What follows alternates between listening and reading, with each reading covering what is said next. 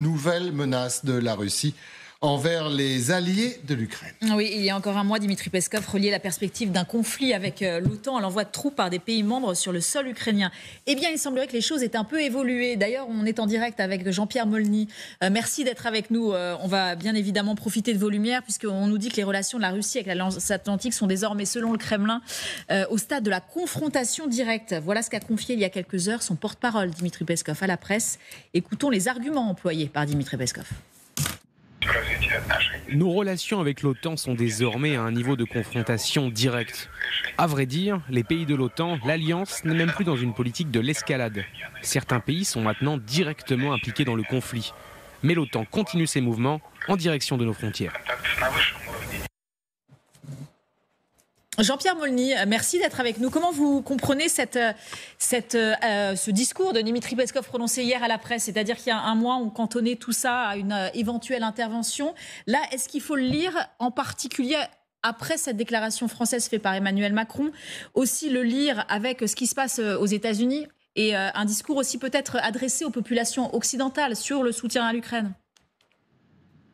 Bah oui, effectivement, on est dans le domaine de la communication, communication en termes de politique intérieure russe. Il faut montrer qu'il y a un ennemi, que la Russe n'est pas l'agresseur, que l'ennemi c'est l'OTAN.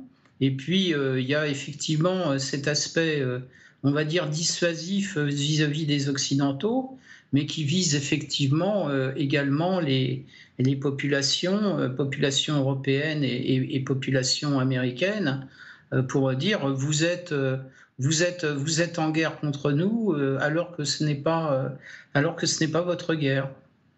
Est-ce que, à l'aune des échéances électorales, que ce soit aux États-Unis ou en France avec les élections européennes, regardez cette carte, elle est très significative. Est-ce que c'est une bonne tactique de la part des Russes? Est-ce que ça a des chances de fonctionner, de peser à ce point sur les opinions publiques? C'est difficile de voir si le discours russe est porteur en lui-même. Il faut voir après auprès des partis politiques français la façon dont se déroule le débat au sein des pays européens avant les élections européennes. Je ne suis pas sûr que le discours de Poutine en lui-même, le discours des Russes en lui-même, porte beaucoup auprès des citoyens européens. Il y a quand même, je pense et j'espère, quelque chose comme une forme de non-compréhension de l'attitude russe. La Russie est le pays agresseur en Ukraine, et on voit bien tout ce qui s'est passé depuis 2 ans au sein même de la Russie. Restez avec nous, Jean-Pierre Molny. Colonel Goya, est-ce que vous voyez dans cette évolution un peu du discours simplement une évolution rhétorique? Parce que le discours, finalement, est-ce qu'il ne reste pas le même, ce discours de victimisation, cet OTAN qui s'élargit, la Finlande, la Suède, les propos d'Emmanuel Macron? Il fallait que le Kremlin réagisse. Il fallait, je ne sais pas, mais en tout cas c'était si attendu. on suit leur logique, ouais. Oui, non, mais en réalité c'est toujours le même discours. Alors il faut bien distinguer. Il y a 2 niveaux. Il y a l'avance de l'OTAN, je dirais sur la carte, comme on l'a vu. Donc concrètement la Finlande, la Suède en plus. Bon, il y a politiquement d'une certaine façon. Donc c'est l'évolution de la carte de l'OTAN. Il y a l'évolution des forces militaires aussi de l'OTAN, donc les Russes peuvent dire regardez, vous déplacez aussi de plus en plus de troupes le long de cette frontière, et puis il y a le cas de l'Ukraine, donc il y a sous-entendu aussi que il y a également déplacement possible ou réel en tout cas des forces de l'OTAN en Ukraine, qui s'approchent aussi en Ukraine. Alors il faut rappeler quand même faire un peu de sémantique, il y a 3 niveaux de relations ou d'opposition entre les États. Il y a ce qu'on appelle la compétition, c'est un statut un peu normal entre États, entre eux. Il y a ce qu'on appelle, en termes de doctrine française, on appelle ça la contestation. Moi, je préfère appeler ça la confrontation. C'est le niveau où là, on s'oppose. On s'oppose vraiment, mais y compris d'ailleurs en utilisant les moyens militaires, mais sans franchir le seuil de la guerre. Et puis il y a le seuil de la guerre, et puis ouverte et générale. Et puis il y a même un autre seuil qui est le seuil de la guerre nucléaire, si vous voulez. Là, évidemment, nous sommes depuis en réalité depuis des années, mais avec une accélération très forte depuis 2 ans, en confrontation avec la Russie. Nous, Français, nous, pays de l'OTAN, nous sommes en confrontation avec la Russie. Dans ce cadre-là, l'aide militaire fait partie du jeu normal des confrontations. L'aide militaire à un pays tiers qui s'oppose à notre adversaire, ça fait partie du jeu tout à fait normal. Maintenant, tant que on n'est pas co-belligérant, ça c'est un terme, j'y reviendrai, c'est faux, mais tant qu'il n'y a pas de participation directe. À partir du moment où ce qu'on appelle la participation directe, c'est-à-dire que vous avez des unités de combat qui combattent sur le front face à vous. Et là, oui, là on franchit le seuil de la guerre. Mais tant qu'on n'est pas sur ce seuil-là, tant qu'on n'est pas à ce niveau, reste en situation de confrontation.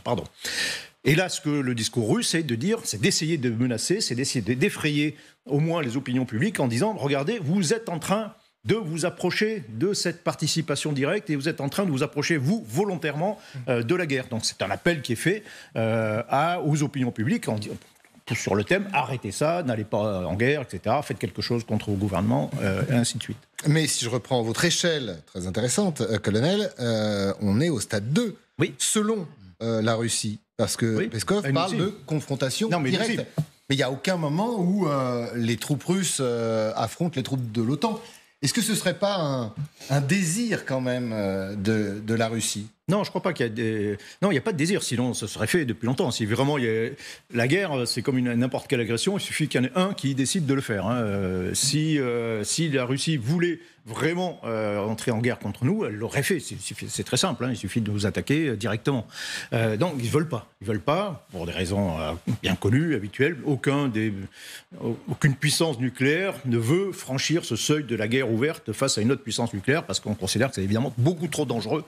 Et ça entraîne très vite une escalade vers l'autre seuil du nucléaire que tout le monde veut absolument éviter.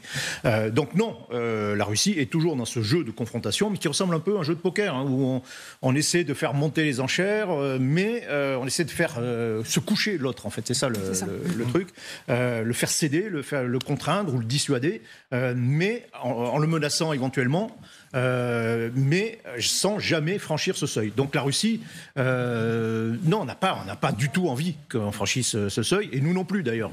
Donc on reste vraiment dans ce jeu, qui est un jeu très classique de la guerre froide. On a fait ça pendant des dizaines d'années, le blocus de Berlin, les crises à Cuba, le problème, c'est qu'on pensait qu'on avait dépassé cette époque de la guerre froide.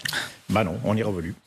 Alors, il y en a un qui pense peut-être que l'heure de la confrontation a maintenant sonné. C'est ce qu'affirme Edward Luttwak, historien, spécialiste en stratège, bien connu, un des spécialistes en géopolitique.